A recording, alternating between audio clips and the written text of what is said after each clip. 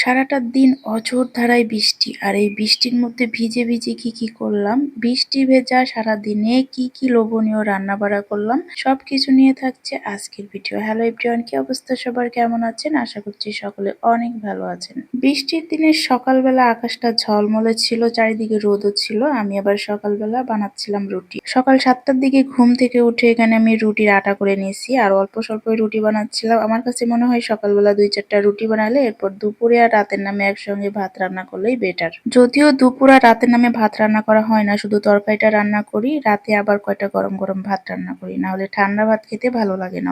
রুটির ডোটা সুন্দরভাবে মথে নিয়েছি, এখন লেচি কেটে নিচ্ছি, তারপরে রুটিগুলো দ্রুত ভেজে নিব। অল্প কয়েকটা রুটি, দেখতেই পাচ্ছেন খুব অল্প, মানুষ অল্প তাই রুটি অল্প।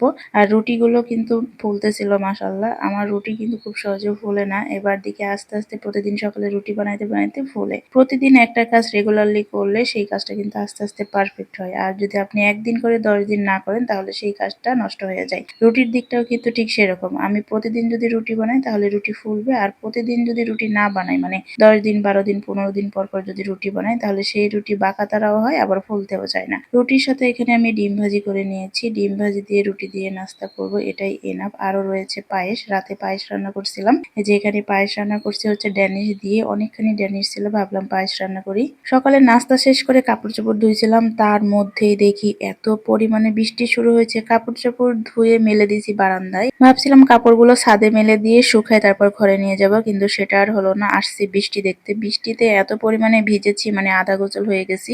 ভাবলাম যে না, ঠান্ডা জ্বর চলে আসবো, গোসল করে ফেলি। ওয়াশরুমে গিয়ে দেখি পানিও নাই, কারেন্টও নাই, কি করব? কারেন্ট ছাড়া পানি কিভাবে তুলবো, তা আর হলো না। যা হোক, বাজার সদাই করছিলাম আগের দিন বিকালবেলা, সেগুলো ঠিক করা হয় না, এখানে ঠিক করে নিচ্ছে। এই যে কাঁকরোল নিচ্ছি, এই কাঁকরোল গুলো হচ্ছে 80 টাকা কেজি নিছে। করল্লাও নিছে 80 টাকা কেজি। একটা চাল কুমড়া নিচ্ছি ভাজি খাওয়ার জন্য, সেটা নিচে 40 টাকা। সবজির যে এত পরিমাণে দাম বাড়ছে, আমরা যে কি খেয়ে বাঁচবো সেটাই বুঝতে পারতেছি না। মাংস তো প্রতিদিন খাওয়া যায় না, কিন্তু মাছ প্রতিদিনই খেতে হয়, আর মাছের সঙ্গে সবজি ছাড়া তো সম্ভবই না, সবজি খেতেই হবে। কাঁচামরিচেরও অনেক দাম, যারা কাঁচামরিচ চাষ করে তারা বেশি বেশি কাঁচামরিচ খেতে পারে, আমরা আবার বেশি কাঁচামরিচ খেতে পারি না। এখানে ডিম নিয়েছি 50 টাকা হালি। পেঁপে মাখা খাবো তেঁতুল দিয়ে, তার জন্য 50 টাকার তেঁতুল কিনে আনছি। তেঁতুলটুকুর দাম হচ্ছে 50 টাকা। কোনো কিছুরই দাম কিন্তু কম না, সবকিছুর দাম বর্তমান বাজারে হাই। আর বলতেছিলাম ডিমের কথা, ডিম তো গত সপ্তাহে নিয়েছিলাম 45 টাকা করে, এক সপ্তাহ পরে নিয়েছি 50 টাকা করে, তাহলে এক সপ্তাহে 5 টাকা বেড়ে গেছে। বেলা বাজে 12:30, দুপুরে রান্না বাড়া শুরু করছি। এখানে ভাত রান্না করতেছি, আগে ভাত বসায় দিয়ে বাকি সবকিছু আমি ঠিকঠাক করে নিব রান্নার জন্য। আর এই ভাতের চাউলটা যে এত মোটা, বাপরে বাপ, আগে কখনো এমন মোটা চাউলের ভাত খাই না, আমি বুঝতেই পারিনি যে এই চাউলগুলো এত মোটা হবে।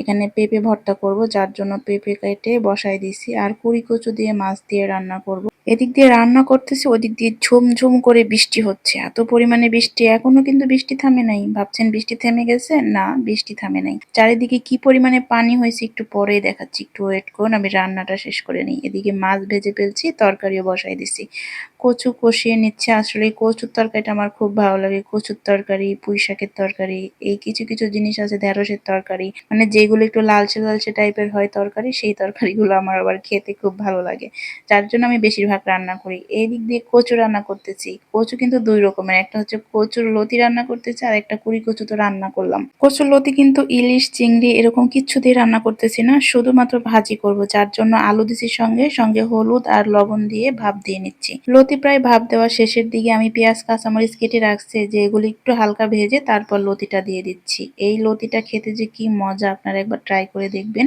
মাছ, তারপরে ইলিশ মাছ, চিংড়ি মাছ এগুলো ছাড়াই যে লতি আরো ভালোভাবে রান্না করে খাওয়া যায়, এটাই হচ্ছে তার প্রমাণ। আমি অনেকবার এরকম ভাবে ভেজে খেয়ে দেখেছি, খুব মজা লাগে।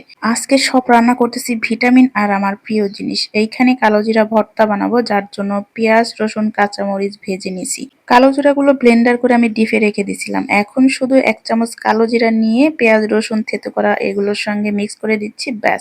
বাটাবাটি ছাড়াই কিন্তু খুব সহজে কালো জিরা ভর্তা খাওয়া যায়। আর কালো জিরা ভেজে পাটায় বাটো, এগুলো অনেক দেরি হয়ে যায়, তার চেয়ে ব্লেন্ডার করে এভাবে রেখে দিলে, এরপর পেঁয়াজ রসুন কাঁচামরিচ একটু ভেজে থেতো করে নিয়ে কালো জিরা পরিমাণ মতো মিক্স করে দিলেই হয়ে যাবে ভর্তা। হ্যালো গাইস, বলেছিলাম না এখনো বৃষ্টি কমে নাই, দেখেন কি পরিমাণে অঝোর ধারায় বৃষ্টি হচ্ছে, যার জন্য এত পরিমাণে পানি জমে গেছে, প্রায় 2.5 ঘন্টা ধরে বৃষ্টি হচ্ছে, আর বৃষ্টিতে কি পানি জমা হয়ে গেছে দেখেন। ওদিকে আমি মজার মজার সব রান্না করেছি, আমার পছন্দের রান্না। বৃষ্টি ভেজা এই দিনে মজার মজার রান্না জমিয়ে খাওয়া দাওয়া করে দেব ঘুম। সবাই ভালো থাকবেন, টাটা।